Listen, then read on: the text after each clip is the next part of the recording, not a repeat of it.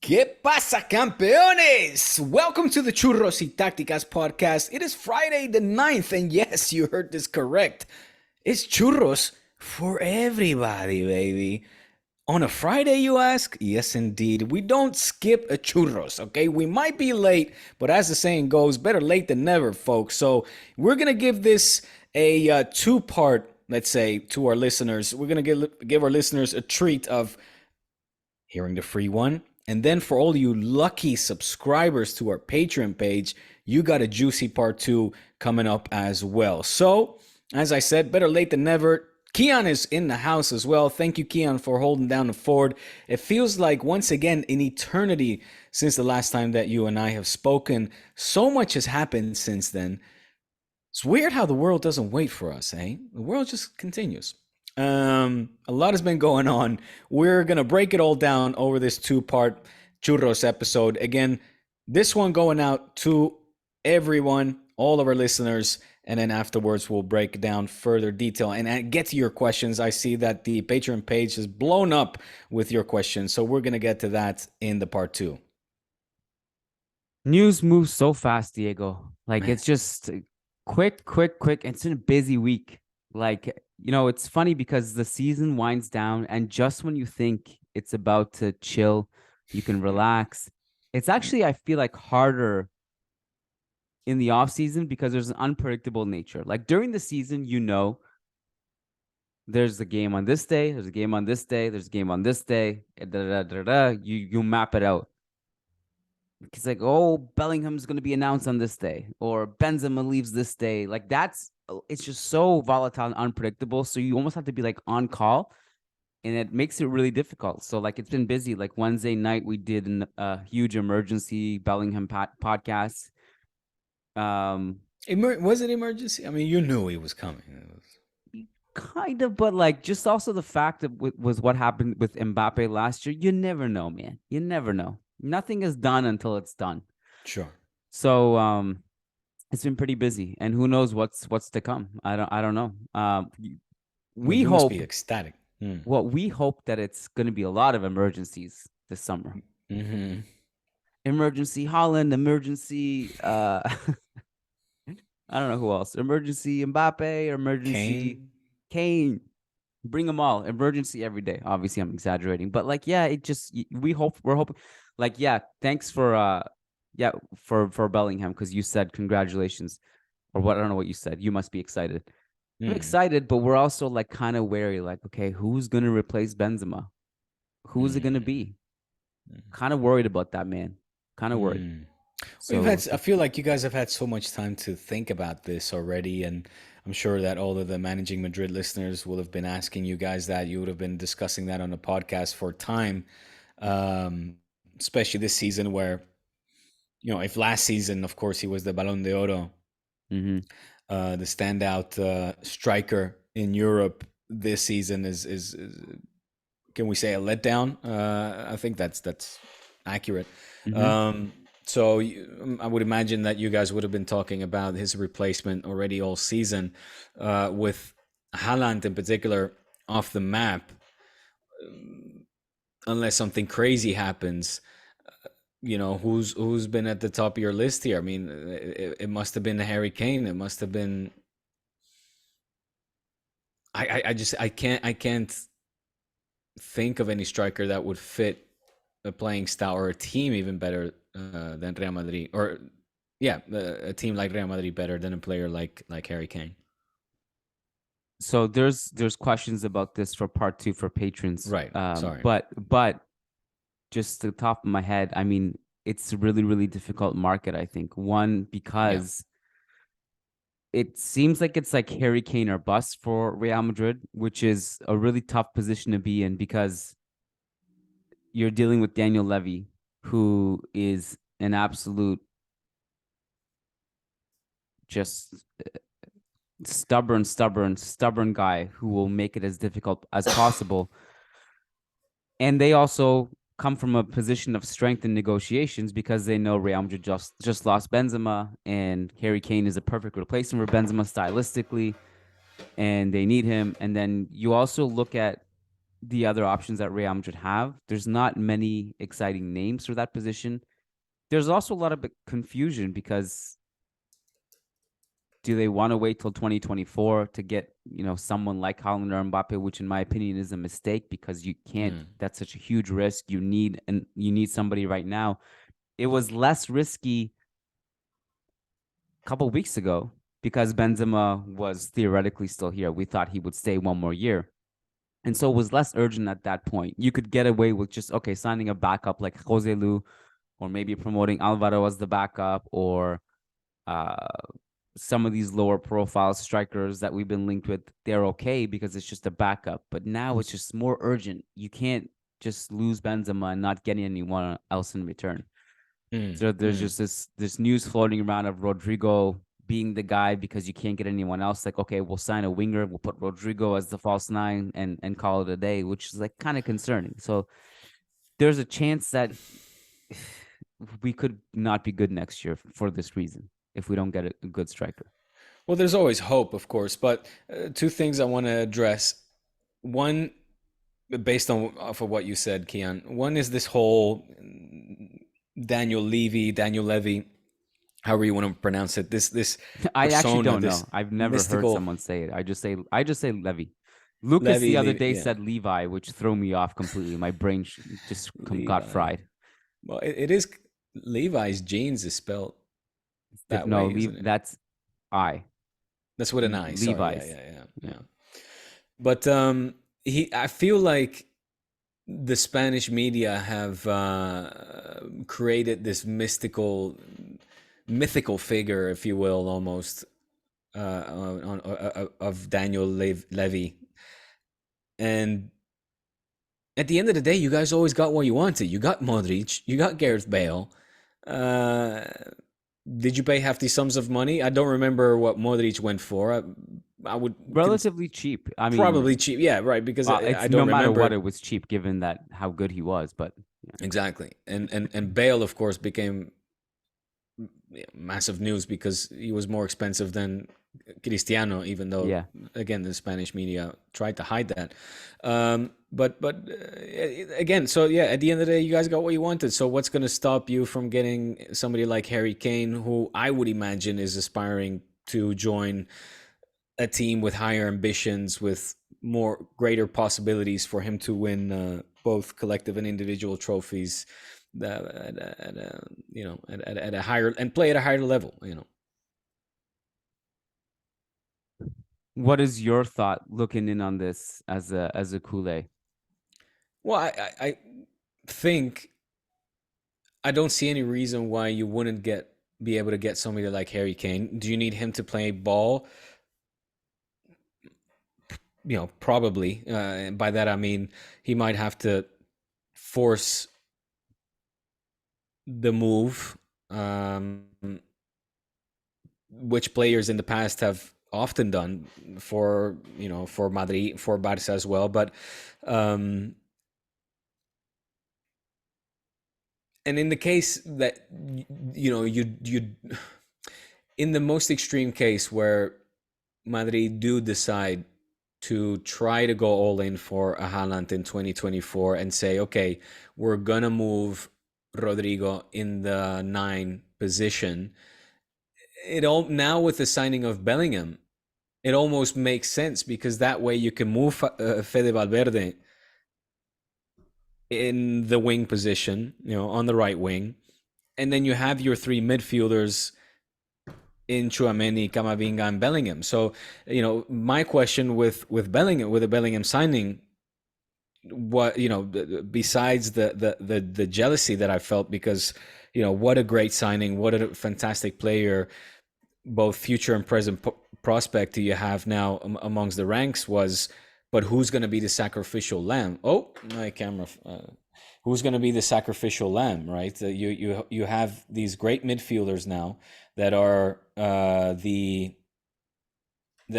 carry upon their shoulders the transition in the transition from Casemiro, Kroos, Modric to now Tchouaméni, Camavinga, and Fede Valverde, but now Bellingham has been added to that mix. So who will be the one that will be sitting on the bench, assuming, of course, that you will play with three midfielders and not four. I don't know, but Yeah, but like these are all interesting things you brought up. I think part of the problem and part of the frustration that Madridistas have is like you said, well, this is an opportunity to play Fede Valverde on the right wing. Which by the way, as much as that is a possibility, obviously, because we've seen it quite a bit under Carlo, I think yeah. what is even possibly more likely is you might see Bellingham as like the third attacker because he can play as an attacking midfielder. Um, I think part of the frustration that Madridistas have is that a lot of these quote unquote solutions that have been put forth is just players playing out of position. Like, what is the solution to our left back woes? We'll put Camavinga there. What is our solution to the fact that we don't have a right winger? We'll put Fede Valverde there. Lucas Vazquez has been turned into a right back over the last few years. We have fans right now being like, well, should we put Fede Valverde as right back? Like, what other options do we have? Like that's where we're at. And it's like that these can't be solutions. And then this report that Rodrigo is going to be made a striker as the solution. All that stuff doesn't really sit well with us because Sure. it's this constant. Now, if there's anyone who can reinvent players, it's Carlo. He has a good track record. Whether you go back to Pirlo, Di Maria, there's a decent track record with Carlo doing this. But I don't think it's the actual should be the plan A. I think it's like something you can fall back on situationally in games, and that's fine. But we need just players in their positions is what we need, So Rodrigo has never played as number 9? No, he It's has. not. But we've never seen it as a consistent striker. And the things he lacks as a number 9 to play that consistently is that he doesn't have the ability to, like, if you, let's say, compare him to Benzema. Can he do some of the link up stuff that Benzema did? Yeah, of course. Like outside of the box, Rodrigo is great. And he can score goals too and contribute. But Benzema was able to attack crosses. He was able to get on the ends of chances really well. He was just great, and he was a great finisher. Rodrigo, I think, lacks that frame and that ability to get on the end of things like a striker does. Mm-hmm. So, and what Rodrigo does so well is I think he can just contribute more as a roaming player and can play down the middle and create things outside the box and link up with others. But I don't think he has the striker profile. So can he play there situationally? Yeah, I actually trust him to do that. But as game in, game out to give you 25, 30 goals, I don't think that's the solution. The problem is that if Real Madrid don't get Kane, it's like you look at the list of options and it's kind of underwhelming. I mean, yeah, I could see why you say that. Having said that, I mean, you hear names like Osimhen often being mentioned and linked to the Premier League, which is kind of why I didn't take that into account as an option. I think Osimhen is proven to be really a top striker, having done very well. The name that I'm seeing linked with Madrid is that kind of is a head scratcher for me, but that might be my complete sheer and utter ignorance on this case, is Havertz, if I'm pronouncing his name right. Yeah. I also saw earlier, I think it was yesterday, that there was clips of him, like there was something like, I think Rudiger walked by, and then you see Havertz in the background, and everybody got all excited on social media because they felt like it was a subtle message that I'm referring to a video. This was a video used by the club, by Real Madrid, sort of a promotional video, if you will, or a video that they put out on social media, and they kind of focused on Havertz standing behind Rudiger, so everybody was getting excited, thinking that they were somewhat announcing whether it's the signing or the intention to sign that player. So that was the first time that kind of came on my radar. And like I said, that was a surprise for me. But an Osimhen could be a very interesting, I think, prospect or potential signing for Madrid. So I agree with Osimhen. Like the thing is, it's not that there's not options. You pronounce it Osimhen? I don't. You know what? It's fun. I don't know. I have no idea, Diego. It's funny because between the two Napoli players, the one I can't pronounce is Osimhen or whatever. I can pronounce Kvaratskhelia more than I can pronounce this guy, and I probably even butchered that one too. But that Osimhen is the one I struggle with more actually. We just haven't been linked with him. Yeah, no, exactly. And so whatever the reason for that is, I'm not sure. I assume partly it's because of the price. Maybe there's some skepticism that he doesn't have a huge long track record of sample size. You know, he's been good for like 3 years or whatever, but you know, it's only last year that he really took a leap scoring wise. So is he going to do that over the course of a few years? Right. Maybe there's some skepticism that combined with the price, but I don't know. But at this point, whatever we get is an upgrade to what we have, which is nothing. We have nothing right now. So Lautaro Martinez, for example, is not a player that I'm that excited about, but is he better than what we have now? Yes. Other names, you know, there's some younger profiles like Gonzalo Ramos, young up-and-coming striker, can put the ball in the back of the net. His name's like Julian Alvarez, where I'm like, no, you're not gonna get him. I don't see that happening. Well, that's the thing. And names like Timo Werner, where I'm like, surely not Timo Werner. I don't know. Timo Werner is like the Timo Werner, Kai Havertz. Those names, those guys are not going to give you reliable goal scoring. So I share your head scratching with Kai Havertz. He's not going to lead your line and score goals. Can he come off the bench and do some stuff outside the box? Sure. That's a good squad player to have. But someone who's going to be your starting striker, I don't trust that. Julian Alvarez, a lot of fans ask about him and suggest him. A couple things. He is, I mean, not yet anyway, is not going to be like, you compare him to someone like Harry Kane. Harry Kane is a great goal scorer. Julian Alvarez is not a great goal scorer. Maybe he'll morph into something more one day if you give him consistent playing time. But Julian Alvarez, that's going to cost you not only an arm and leg, and it's probably going to cost you your head, your legs, your toes, your fingers, because he just extended with City. So, and City love the fact that they have him coming off the bench. They don't need money. Why would they help Real Madrid? You know? No, exactly. What about this one? Just occurred to me. I mean, you'll have to do some mental gymnastics to kind of fit him in, and most likely it would leave you with Rodrigo at the number 9, but it would strengthen your right wing position, assuming that he could play there, or you move Vinicius to the right, and that's a Neymar. I mean, somebody that you hail one of the best players in the world still.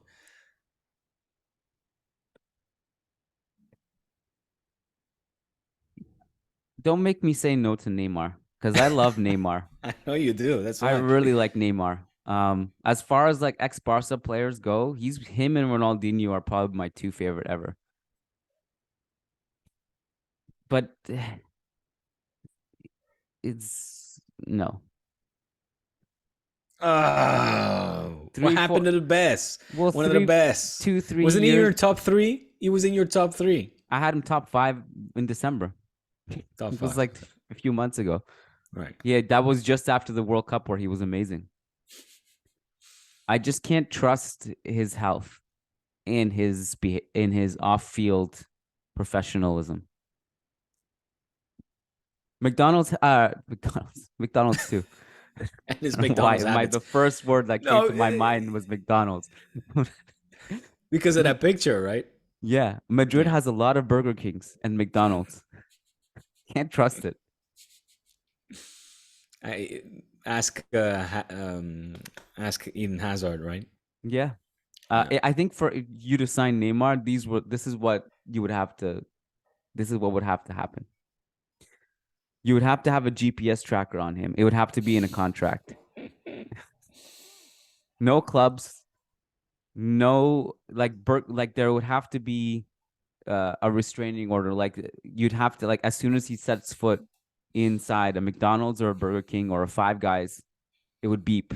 Like Florentino would get the emergency alert on his phone at 2 a.m. He'd wake up.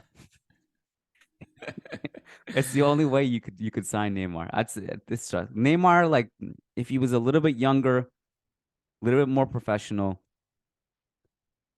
yeah, for sure. Because we've actually seen him and Vinicius coexist too in the Brazilian national team, so it's tactically possible too. But no, way too risky. Also, PSG, like no, I don't like. It's impossible. What have you ever been able to negotiate with them in the Nasser Al Yeah, but they're Khelaifi? desperate to let go of this man. I mean, once again, Desperate enough to give something to Real Madrid. and even Barca, like there was reports that after the Messi no go, that all of a sudden Neymar was being tossed our way once again. So Mm-hmm. you could get it, man. You could get it. You could make your dream come true. Have Let one me of your ask you top this. I'm five gonna three flip it to players. I'm gonna flip this to you. What if Neymar was free right now? Would you take him back? Free? Like, what's he earning? I don't know. A lot. Because I mean, his salary is ridiculous. Like, obviously, we cannot Well, pay what the that's man's actually the earning. biggest barrier is his salary. Right, Maybe exactly. not even PSG itself. Yeah, When does yeah. his contract run out? I think it's like 26. I think it still has a couple of years left in it. I don't know if it's 25 or 26. 2025. Okay. Which at that point he's gonna be what, 33? I wouldn't touch him at that point. No No, chance. no, no. And I don't think many clubs, at this point, want to really go the Neymar route. It's sad, but it's last time when we talked about him, that's kind of the point that I was illustrating. I was like, well, it's Dunzos, man. It's another Brazilian superstar, that a star that has simply faded too quickly for his potential. Also, he's really shooting himself in the foot with the way he the way he kind of just treats himself, his Yeah. body. Because I wonder if, like, by 33, when his contract is up, will that hinder him from getting the last payday in the Middle East or MLS? Like, will he just be so broken at that point? They're like, you're not worth the 200 million we gave to Benzema, for example. Yeah, I mean, I don't expect him to get that kind of a payout. I do expect him to But have on name suitors. alone, the name Neymar Yeah, is such a massive name. Like, exactly. So you're going to sell tickets, at least upon arrival. The expectation will be huge because it's Neymar, and let's see what he does on the pitch. But I just don't think you're going to get much production out of him, and it's, as you said as well, if like in a Cristiano, you see that he is still somebody that takes his vocation, his job, very serious, and is 100% professional about it. You can pretty much guarantee that with a Neymar, that's the complete counter opposite. It's the polar opposite case. It's somebody who already now, ever since really he made his move from Barca to PSG, but also during his time with Barca, was known for his love for the nightlife. Whether it was forcing yellow cards so that he could fly to Brazil to attend his annual sister's birthday party, which those must be epic fucking parties for him consistently every year, force his way to attend that. Wonder what goes on with the Neymars. But yeah, I mean that was during his prime, and then while he went over when he made his move to PSG. I mean, it's now how many seasons? It's like 5 consecutive seasons where he's never been able to finish the season due to injury problems, and it's like yeah, like this is the thing. Neymar, like on the field and healthy, even at this age, is amazing. But here's the biggest problem why it's absolutely not worth taking the risk. The most he's ever played in his career in domestically was the 15-16 season with Barca, 3,056 minutes. Since this is crazy but not surprising, at PSG he's never even hit 2,000 minutes. And this past season, he played 1,500 minutes. It was also, I mean, not bad, like 24 goals and assists altogether. But he's like, if you compare 15-16, the Barca season, which is his best season ever, he is not even close to that right now. Like not even, and it's just getting worse and worse. It's declining. It's on a downward trajectory, and so exponentially, you could say, yeah. So it's kind of sad. Too bad. Another one bites the dust, man. Another Brazilian biting the dust. Yeah.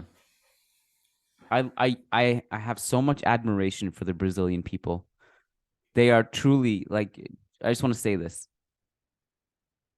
They are truly, and I have Brazilian friends, I can attest, the most pleasant and fun people to be around.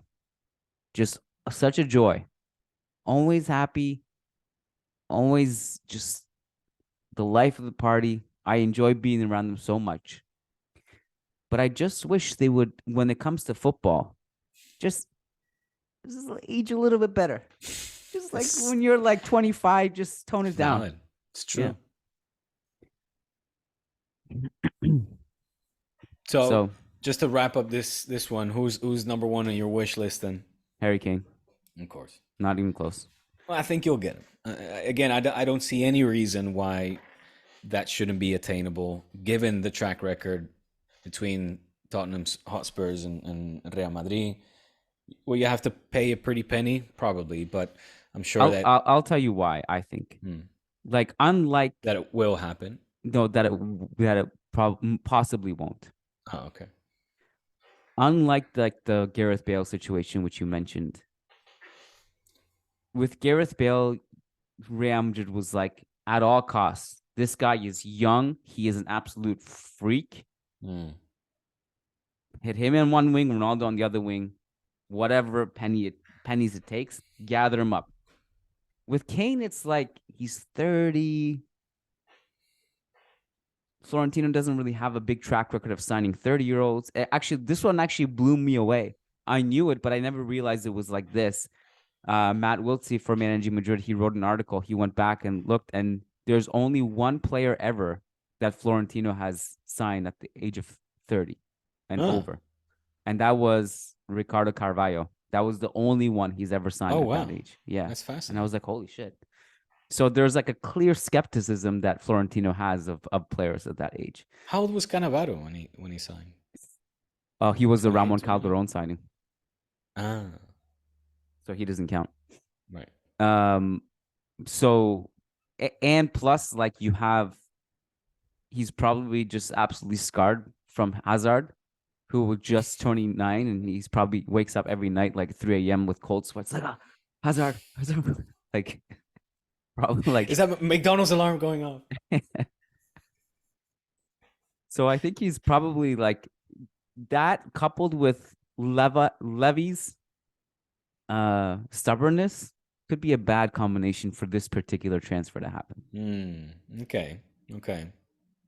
Well, so then it's all hopes on 2024 possible Haaland-Endrick combo. Endrick, who I read was sort of getting some sort of disciplinary action from his coach. He has been benched for the last for the past few games, but now, Oh, really? yes, yeah. But then yesterday came out in the game and scored a bunch of goals. So I was hoping that you could shed more light on that, or did you catch wind I of any of didn't that? know this, so Okay. uh, I don't know. But I mean, so you're not following the. I mean, he's a Madrid player now officially, I right? know I'm not following him as closely as I should be, to be honest. There's just too much. I have to kind of just pick and choose at this point. All like if he plays and scores, that's what I know about. Which I know he Right. scored. He scored against Barcelona SC a couple That's the days one. ago. Yes, yes.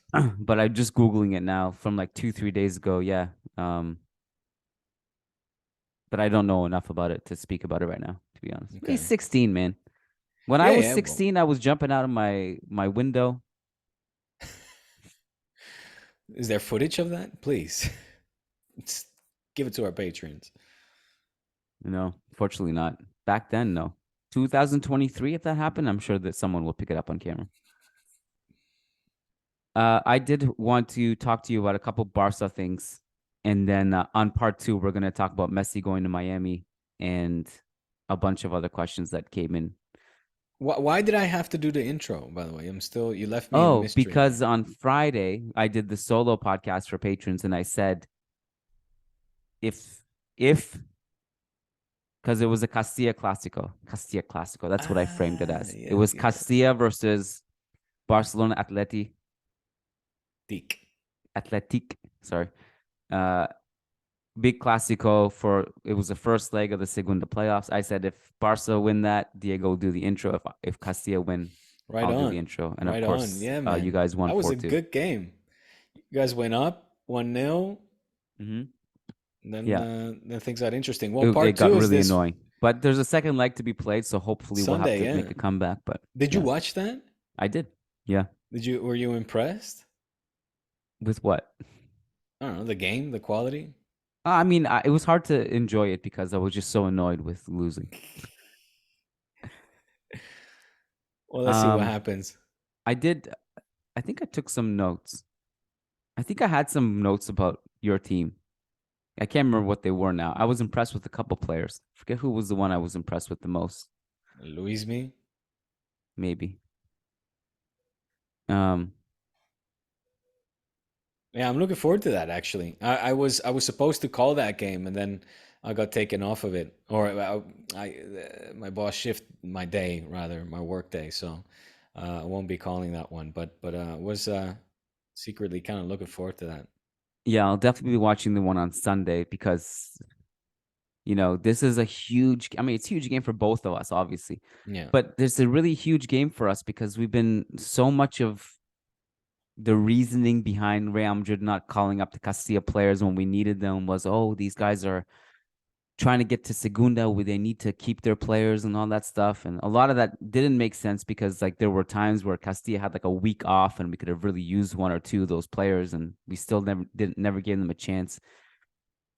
This is a lot, man. Like we've hyped up Castilla so much. yeah, Raul, a lot of pressure on his shoulders because, you know, he's trying to impress for it's kind of like a tryout for him, like all this whole stuff, this whole thing with Castilla, this push to Segunda. It's a big game, a lot of pressure to come back. You're down yeah. two No, no. you've been very big on Castilla all season. Yeah.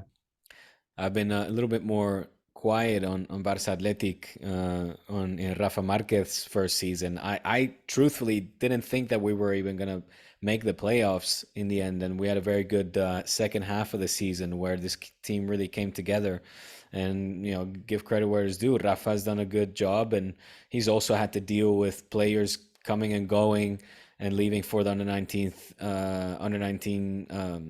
the what's it called, the youth league, the Mm-hmm. and really turned the season around. And in the end, we managed to get into the playoffs. And then when it was decided, like however that draw was made, that it was decided that Barca was going to play Madrid, I immediately thought of you and I was like, shit, Kiyan must be licking his chops and loving this because he must be expecting Castilla just to have have its way and this to be a cakewalk. So No, I definitely didn't expect that. There is frustration with Castilla because there's talent there. And of course, we're missing our best player, Sergio Arribas. He's injured. But I think there's frustration, the fact that Raul not necessarily getting his lineups correct. And like there's also confusion as to why some of these, like Iker Bravo was a big signing for Castilla. Remember that? yeah, From Leverkusen, yeah, yeah, Raul yeah, just yeah. does not play him. Like he does No. not play, and everyone's like, "Whoa, what happened to him?" Like this guy was supposed to be like an option, possibly for the first team, and so there's kind of confusion about that. And we don't feel like Casillas necessarily the talent is being maximized. So, anyways, couple Barca things that I just wanted to Yes, before we get to part 2 for patrons. for sure. I think if you guys get Gundogan, that's an amazing signing. I think he answers a lot of questions, and because we've been talking about Busquets too, like who replaces him, and it's a tough position to fill because Busquets obviously was such a generational player at that position. You guys don't really have an anchor like that in your squad right now, so someone needs to be signed. Playing Frankie there is kind of like just playing him not in his best position. I don't know if this is possible for you guys, but if you guys get the combination of Amrabat and Gundogan, which I don't know if it's necessarily possible, that's a home run for you guys because Amrabat is a good player as a defensive midfielder. He's a good passer. I wouldn't trust him in every single game, but I would trust him as a squad player for that position. I think if you're relying on him to be like like a Champions League knockout game as a starter, I think that's a little bit too optimistic, a little bit too much out of his pay grade. In part because while he's a good passer, I don't know if I trust him to in the build-up structure that much under pressure. Although he was actually pretty good under pressure in the World Cup. Yeah, Gundogan can play that role, and he can play it to a T. And I don't even know if that's necessarily Gundogan's best position because he can play in multiple different positions. But I think a combination of him and Amrabat would be a home run for you guys. Is that 2 out of the realm of possibility to get both? it's a good one. I never considered that, to be honest. It's always sort of been or, right? Um, it seemed that Amrabat, I mean, already last summer and then during the winter, and Jesus, I really gotta fix this camera, bro. Sorry. That he was trying to force this move to happen, and trying to, pleading for Fiorentina to consider it. I mean, and I have to say as well, at the time, La Liga made it impossible for Barca to sign him. So I always Yeah. felt that he was kind of on the top of the wish list of Xavi to join the squad, and kind of made I mean, not my piece, but sort of assumed and accepted that he was going to be that guy that would eventually come once we would get the financial okay from La Liga. Until and the name of Gundogan started to circle, and for me that was like, well, I guess we're now moving on from Amrabat. I never considered that we could have both. Mm-hmm. Okay. You also mentioning that Gundogan can play in different positions in the midfield, not necessarily just as the holding, defensive mid, is not something that I considered neither. I think it's interesting. I don't necessarily mind strengthening the midfield, even though right now it's a position, of course, that we are already quite deep in. I want to give continuity to the young Pedri, Gavi. So we know that Xavi right now fancies the system as well, where we have, let's say the fake winger, if you will, like, I mean, a midfield of 4. So and Amrabat is younger as well, right? What is he, like, in his mid-20s, whereas Gundogan, I think, is already in his 30s, or has hit the 30. So we'll see. The papers are saying that Xavi has convinced Gundogan. At the same time, I'm reading in England that his move to Arsenal is, pretty much a done deal. All that's needed is a signature. So I don't know how this thing is going to end. If you ask me, I think Gundogan will be the more natural fit. And just the better player, full stop. Like it's indisputable. Yeah. All right, cool. Well, we got another podcast to tackle, and we're short for time. Diego, jump thanks. on over, folks. Yes. Join us, patreon.com/Churros y Tácticas. It's $3. Just, you just toss it over instead of buying that bag of chips you were going to buy tonight. And we'll see you there. A lot of great content. Peace. Peace out.